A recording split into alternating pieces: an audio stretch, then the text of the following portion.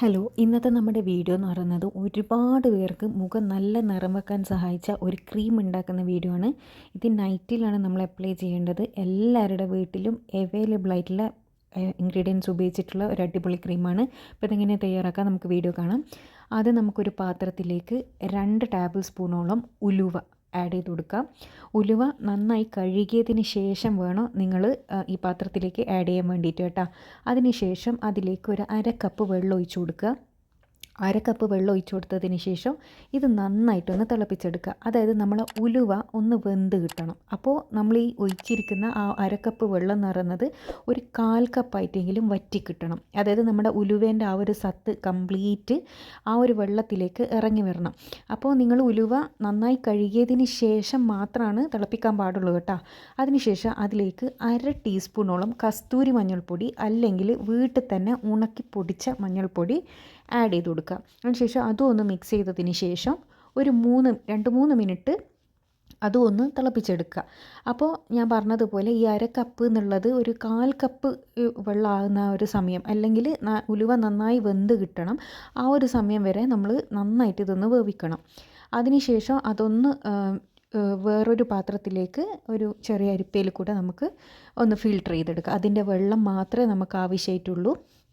ഇനി നമ്മൾ ചെയ്യാൻ പോകുന്നത് ഇതൊന്ന് ചൂടാറാൻ വേണ്ടിയിട്ട് വെക്കുക.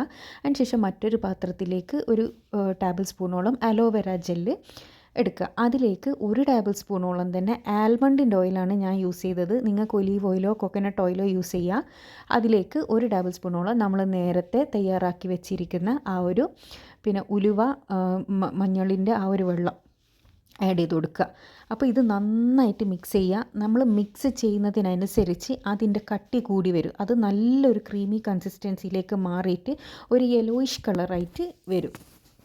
ആ ഒരു സമയം വരെ നമ്മളിത് നല്ലോണം ഒന്ന് മിക്സ് ചെയ്ത് കൊടുക്കുക കേട്ടോ. നല്ലോണം മിക്സ് ചെയ്ത് കൊടുത്തതിന് ശേഷം നമുക്കിത് എയർ ടൈറ്റുള്ള ഒരു കണ്ടെയ്നറിൽ സൂക്ഷിച്ച് വെച്ച് ഉപയോഗിക്കാൻ വേണ്ടിയിട്ട് പറ്റും. അപ്പോൾ ഇത് ഞാനീ പറഞ്ഞതുപോലെ തന്നെ നിങ്ങൾ തയ്യാറാക്കി എടുക്കണം കേട്ടോ. പിന്നെ ഞാനിതിലേക്ക് ആൽമണ്ട് ഓയിൽ യൂസ് ചെയ്തതിൻ്റെ കാരണം എന്താണെന്ന് വെച്ചാൽ ഓയിലി സ്കിന്നുള്ളവർക്ക് പിമ്പിൾസ് വരാൻ സാധ്യത കൂടുതലാണ് ഓയിൽ യൂസ് ചെയ്താൽ. അപ്പോൾ ആൽമണ്ട് ഓയിലാണെങ്കിൽ ഓയിലി സ്കിന്നുള്ളവർക്ക് അങ്ങനെ പിമ്പിൾസ് വരാൻ സാധ്യത കുറവാണ്. അതുകൊണ്ടാണ് ഞാൻ ആൽമണ്ടിൻ്റെ ഓയിൽ യൂസ് ചെയ്തത്. അപ്പോൾ നിങ്ങൾക്ക് നിങ്ങളുടെ ഫേസിന്, നിങ്ങളുടെ സ്കിൻ ടൈപ്പിന് ഏതാണ് സൂട്ടാകുന്നതെന്ന് വെച്ചാൽ ആ ഒരു ഓയിൽ നിങ്ങൾക്ക് എടുക്കുക കേട്ടോ.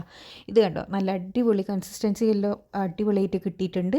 ഈ ഒരു പരുവാകുന്ന സമയത്ത് നമുക്ക് എയർ ടൈറ്റുള്ള ഒരു ഗ്ലാസ് കണ്ടെയ്നറിൽ ഇത് സൂക്ഷിച്ച് വെച്ചിട്ട് ഉപയോഗിക്കുക കേട്ടോ. നമുക്കൊരു 10 ദിവസമല്ലോ ഇത് ഉപയോഗിക്കാൻ വേണ്ടിയിട്ട് പറ്റും. അപ്പോൾ ഫ്രിഡ്ജിൽ വെക്കുകയാണെങ്കിൽ കുറച്ചും കൂടി നല്ലത്, ലൈഫ് കൂടുതൽ കിട്ടും. അപ്പോൾ ആദ്യം കുറച്ച് ഉണ്ടാക്കിയിട്ട് നിങ്ങൾക്ക് റിസൾട്ട് നോക്കിയതിന് ശേഷം മാത്രം നിങ്ങൾ കൂടുതൽ ഉണ്ടാക്കുക. രാത്രി കിടക്കുന്നതിൻ്റെ മുന്നേ ഫേസിൽ ഇതേപോലെ ഒന്ന് അപ്ലൈ ചെയ്തിട്ട് പിറ്റേന്ന് രാവിലെ കഴുകിക്കളഞ്ഞാൽ മാത്രം മതി. അത് ബെഡിലാവോ ഒന്നുമില്ല, അത് സ്കിന്നിലേക്ക് അബ്സോർബ് ചെയ്ത് പോയിക്കോളും കേട്ടോ. അപ്പോൾ ബാക്കി വരുന്നത് നമുക്ക് ഫ്രിഡ്ജിൽ സൂക്ഷിക്കുകയാണെങ്കിൽ അതാണ് ഏറ്റവും നല്ലത്. അല്ലെ പുറത്ത് സൂക്ഷിച്ചാലും മതി കേട്ടോ. അപ്പോൾ ഫ്രിഡ്ജിലാണ് ഏറ്റവും ബെസ്റ്റ്. എല്ലാവരും ട്രൈ ചെയ്യുക.